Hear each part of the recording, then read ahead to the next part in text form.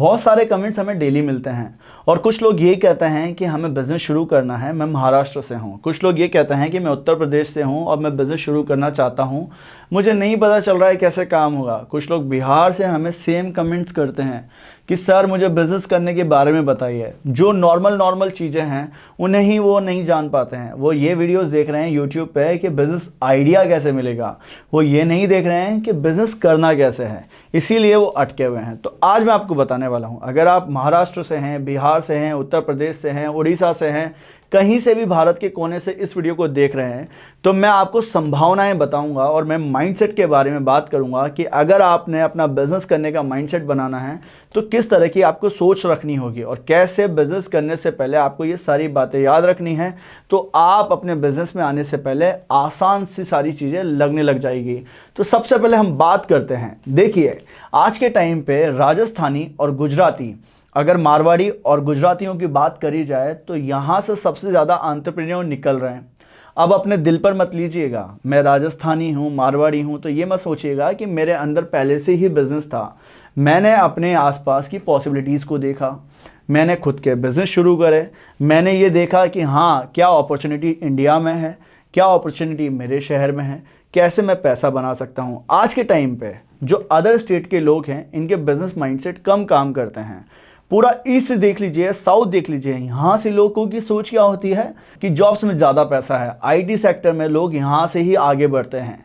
इसके अलावा बिहार में भी काफ़ी टैलेंटेड लोग हैं। इसके अलावा उत्तर प्रदेश में भी बहुत सारे टैलेंटेड लोग हैं और महाराष्ट्र में भी।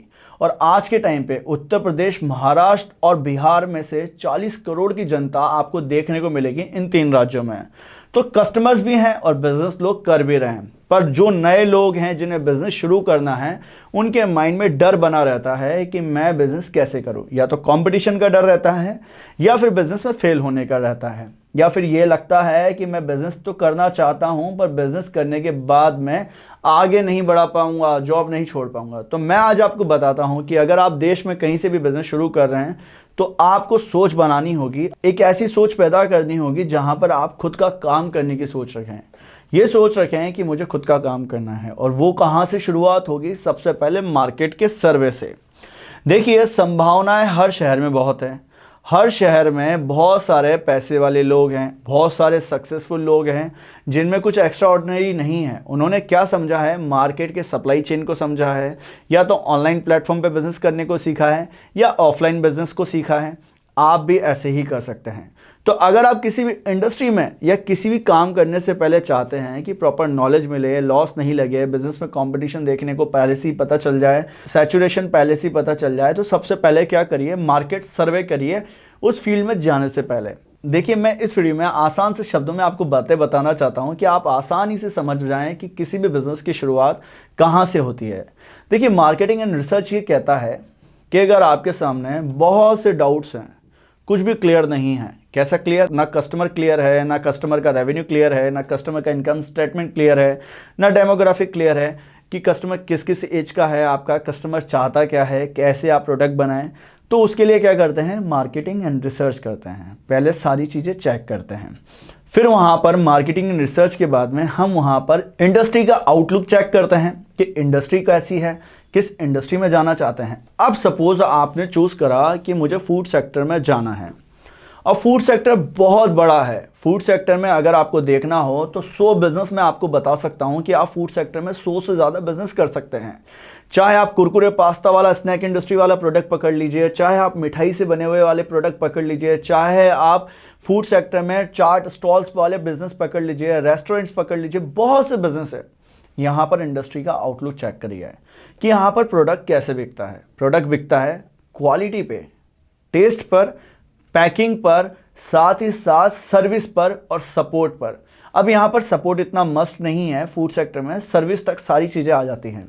अब सर्विस सेक्टर में आ जाते हैं। सर्विस सेक्टर में किसी को बिजनेस करना है आपके राज्यों से, तो उसे क्या चेक करना है? 5 स्टेप चेक करनी है। वो क्या होंगी?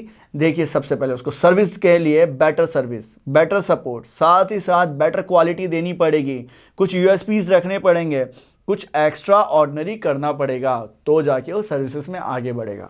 ये चेक करिए। तो हर एक इंडस्ट्री का आउटलुक चेक करिए कि कैसे इंडस्ट्री में काम करा जाता है, कौन कौन सी इंडस्ट्रीज़ की पॉसिबिलिटीज़ यहाँ पर है। दो तरह से बिज़नेस होते हैं आज के टाइम पे। आप या तो ऑनलाइन अपना बिज़नेस शुरू कर सकते हैं या ऑफलाइन प्लेटफॉर्म पर आ सकते हैं कि ऑफलाइन अपनी मार्केट में जाएं, वहाँ पर काम करें। ऑफलाइन में कैसे होगा काम, आपको सबसे पहले या तो कोई दुकान खोलनी होगी जो कि ट्रेडिशनल बिजनेस है, रिटेल मार्केटिंग में आ सकते हैं, रिटेल अपनी कोई शॉप करके। सेकंड, आप ट्रेडिंग कर सकते हैं इसी में। इसके अलावा आप होलसेलिंग कर सकते हैं। इसके अलावा आप मैन्युफैक्चरिंग कर सकते हैं, डिस्ट्रीब्यूटरशिप ले सकते हैं। यहाँ पर बहुत सी पॉसिबिलिटीज़ हैं। आप एजेंट्स बनकर भी काम कर सकते हैं। तो आप अगर इस तरह के काम में आना चाहते हैं तो आपकी इंडस्ट्री कौन सी हो गई, एफएमसीजी वाली हो गई और आपकी मैन्युफैक्चरिंग इंडस्ट्री से रिलेटेड वाली इंडस्ट्री हो गई। यहाँ पर आपके हाथ में कुछ ना कुछ प्रोडक्ट रहेगा।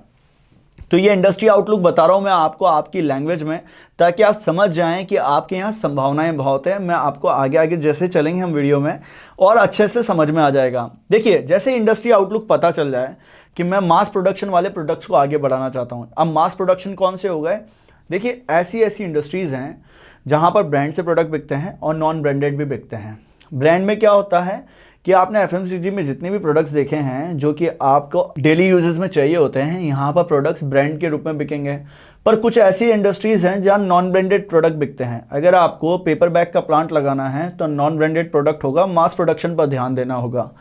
कैरी बैग का लगाना है प्लांट तो यहाँ पर इस तरह से काम करना है। कप प्लेट का आपको बिजनेस करना है, आपको पेपर कप बनाने हैं, अलग अलग आपको कोई वायर नेल बनानी है, तो आपका मास प्रोडक्शन चलेगा। ये इंडस्ट्री आउटलुक हर जगह आपको चेक करने चाहिए किसी भी बिजनेस को शुरू करने से पहले। देखिए, देश में बहुत संभावनाएं हैं क्योंकि यहाँ पर कस्टमर्स बहुत हैं। आप अगर इस भारत में देखा जाए, आपकी जो पोजीशन मैं बताता हूँ, स्टार्टिंग में अगर आप आते हैं तो ये जो पूरा भारत का नक्शा है ना, इसमें एक सिंगल सा डॉट लगाई है और वो ऐसा डॉट होना चाहिए जो कि इतना सा हो जो कि दिखे भी नहीं। उस डॉट पे आपकी वैल्यू आप मानिए। अब यहाँ से चलिए, पूरी मार्केट आपकी है ये भारत की, जहाँ पर अगर आप अपने शहरों में अपने रियल मार्केट में काम करना सीख जाएंगे, वहाँ से अपने बिजनेस को फ्रेंचाइजी मॉडल को बढ़ाते बढ़ाते पूरे देश में पहुँचा सकते हैं। और ऐसा मैं इसीलिए बोल पा रहा हूँ कि आज के टाइम पे एमडीएच हो, एवरेस्ट हो, या फिर आज के टाइम पे बहुत सी लोकल कंपनी से गोली वड़ा पाव जो कि आज के टाइम पे देश में फ्रेंचाइजी खोल रही है। इसके अलावा रोहित वड़ा पाव जो कि एक ठेले से अपना बिजनेस करते हैं और आज के टाइम पे राजस्थान में अपनी फ्रेंचाइजी दे रहे हैं ठेलों के माध्यम से। तो देखिए, आप अपने यहाँ पर मार्केट फिट प्रोडक्ट बनाइए, इंडस्ट्री में आइए, वहाँ पर रिसर्च करके और वहाँ से पूरे देश में काम कर सकते हैं। ये आपकी संभावना है। फिर आपको चेक करना है आपकी कस्टमर साइज़ को। देखिए, कस्टमर साइज़ आपको ये देखनी है कि किसी भी इंडस्ट्री में ऐसा नहीं होना चाहिए कि अगर आपका प्रोडक्ट नया है तो आप उसके कस्टमर्स को देख लीजिए कि कस्टमर्स कौन से हैं, क्या कस्टमर्स इस तरह के प्रोडक्ट को बाय करते हैं, ब्रांड को परचेस करते हैं, नॉन ब्रांड को करते हैं, सर्विसेज वो आपसे लेंगे कि नहीं लेंगे। कस्टमर्स, अगर आप नई सर्विस नए प्रोडक्ट को लॉन्च कर रहे हैं तो कस्टमर्स आपसे क्यों बाय करेगा कोई प्रोडक्ट, उसके रीजंस को ढूंढ लीजिए, उसमें यूएसपीज़ को क्रिएट कर लीजिए। और ये याद रखिए कि जल्दी से पैसा कमाने की सोच मत रखिए। यहाँ पर आपको जो मैं ये सारे स्टेप्स बताऊंगा ना, इन पर टिके रहना है। ऐसा नहीं कि जाते ही पैसा बनाने वाली सोच रखनी है, नहीं तो क्या होगा कि इंस्टेंट कुछ पैसा आएगा, थोड़े टाइम बाद वो जब पैसा नहीं आता है, हर बिजनेस पर्सन के साथ में ऐसा होता है, तो जो लोग अपने बिजनेस में पैसा कमाने की सोच रखते हैं ना, वो लोग तो चले जाते हैं बिजनेस से। पर जो लोग चाहते हैं, विजन के कारण आते हैं, मिशन पर टिके रहते हैं, वो बिजनेस में हमेशा रहते हैं। तो उस तरह से काम करिएगा। ऐसा नहीं कि आपने देखा कि मेरे को पैसा नहीं मिल रहा है, आज मैंने बिजनेस बदल लिया, कल दूसरा बिजनेस बदल लिया। ऐसा मत करिएगा। ऐसा करने वाले लोग कभी भी बिजनेस में सक्सेस नहीं होते हैं। फिर आपको नेक्स्ट पॉइंट याद रखना है मार्केट ट्रेंड्स को। देखिए, मार्केट ट्रेंड्स को आपको इस तरह से ध्यान रखना है कि कोई भी नया प्रोडक्ट आप यहाँ पर पकड़ सकते हैं। यहाँ संभावनाएं हैं। यहाँ पर आपका रियल मार्केट, गाँव की मार्केट, आपके टीयर 3 सिटीज़ वाली मार्केट, टीयर 2 सिटीज़ वाली मार्केट में पॉसिबिलिटीज़ भरी हुई है। आपको बस संभावनाएं देखनी है, आपको मार्केट क्रिएट करनी है, आपको बिजनेस को आगे लेकर जाना है, आपको टिके रहना है। आपको अगर वर्किंग कैपिटल की प्रॉब्लम आती है तो अपने मार्केट में, छोटी सी मार्केट में काम करिए। वहाँ पर काम करते करते आप स्टेप बाय स्टेप सीख जाएंगे, संभावनाओं पर आगे चलते रहिएगा। मैं इसीलिए आपको ये सारी चीज़ें समझा रहा हूँ इन राज्य के लोगों को कि देखिए, आपके सामने कोई मेजर प्रॉब्लम नहीं है। बहुत से लोगों को लगता है कि जब पैसा होगा तो बिज़नेस करूँगा, पर यह बात गलत है। उनको ये सोचना चाहिए कि मेरे पास में पैसा जब ही आएगा जब मैं बिज़नेस करूँगा।